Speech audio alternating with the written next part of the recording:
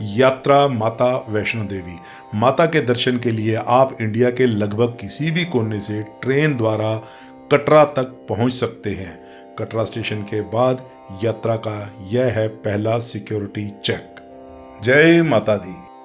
माता का भवन इस त्रिकुटा पर्वत के दूसरी तरफ है, जिसकी पैदल यात्रा लगभग 13 किलोमीटर। साफ और ठंडे पानी की यह धारा बाण गंगा, इसमें स्नान करके आगे की यात्रा शुरू की जाती है।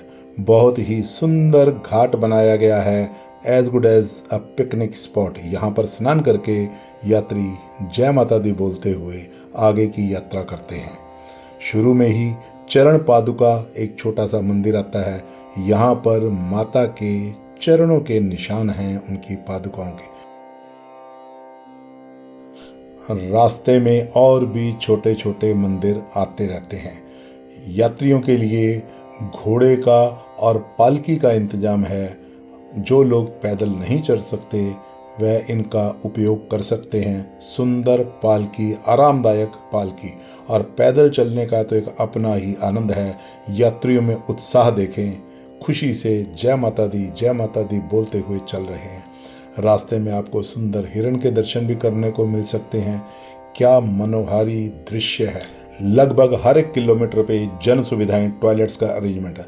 आधकुआरी, जी हाँ, आधा रास्ता यहाँ पूरा हुआ, हम आधकुआरी पहुँच गए हैं। यहाँ का ये आधकुआरी परिसर बहुत सुंदर और स्वच्छ है। यहाँ एक गुफा है, गर्भजून।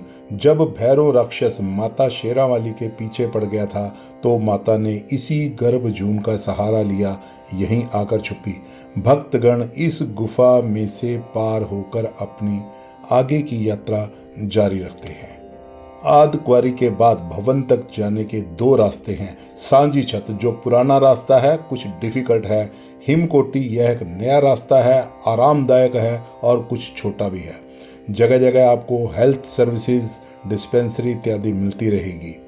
खाने पीने का बहुत बढ़िया इंतजाम है। भवन का पहला दर्शन, जी हाँ, लगभग 1.5 किलोमीटर पहले ही भवन के दर्शन हो जाते हैं और मन को बहुत तसल्ली मिलती है। रास्ते में मनोरंजन करने के लिए बंदर बहुत ही ज़्यादा उपलब्ध हैं। हालांकि ये कुछ शरारत भी करते हैं, आपके हाथ से प्रसाद या कुछ खाने वाली चीज छीन कर भी भाग जाते हैं। जय माता दी। भवन तक जाने के लिए आधकुआरी से टैक्सी सर्विसेज भी अवेलेबल हैं, लेकिन इनकी एडवांस बुकिंग करवानी पड़ती है। बुजुर्ग लोगों के लिए, बीमार लोगों के लिए यह सेवाएं हैं। तो हम दर्शन करने के लिए पहुंच गए। भवन का परिसर शुरू। यहाँ से आप नारियल व भेंट प्रसाद खरीद सकते हैं और इसके सामने ही है पार्वती भवन। यहाँ आराम करने के लिए बहुत बढ़िया हॉल है। नहाने की बहुत बढ़िया सुविधाएं हैं। यहाँ रेस्ट करें। अपना सामान लॉकर में रखने के बाद आप यहाँ स्नान करके आगे दर्शन के लिए जा सकते हैं।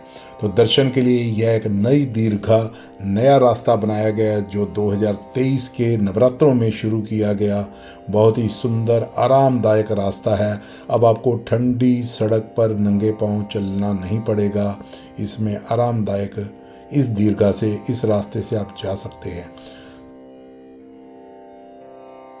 दर्शन करके वापस आएंगे, भूख तो लगी होगी। तृप्ति भोजनालय, बहुत ही स्वच्छ सुंदर ट्रस्ट द्वारा चलाया गया यह भोजनालय बहुत ही आरामदायक है, एकदम एक आधुनिक रेस्टोरेंट की तरह। यहाँ आप भोजन ग्रहण करें, हलवा, प्रसाद, कॉफ़ी, चाय सब कुछ मिलेगा।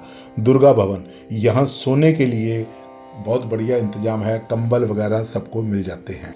माता के दर्शन करने के बाद भैरव बाबा के दर्शन करके आपकी यात्रा पूर्ण और सफल होती है। भैरव घाटी तक जाने के लिए ट्रॉली का इंतजाम है, आप ट्रॉली में जा सकते हैं। ट्रॉली में भवन से दूर जाते हुए भवन का दृश्य, बड़ा सीन। जय माता दी। अब हम पहुंचने वाले हैं भैरव घाटी, भैरव बाबा के दर्शन के लिए। भैरव मंदिर के परिसर में आपको बंदरों से और लंगूरों से सावधान रहना पड़ेगा। यहाँ के लंगूर कुछ ज़्यादा ही शरारती हैं। भैरव मंदिर में भैरव बाबा के दर्शन करके आपकी यात्रा संपूर्ण हुई। जय माता दी।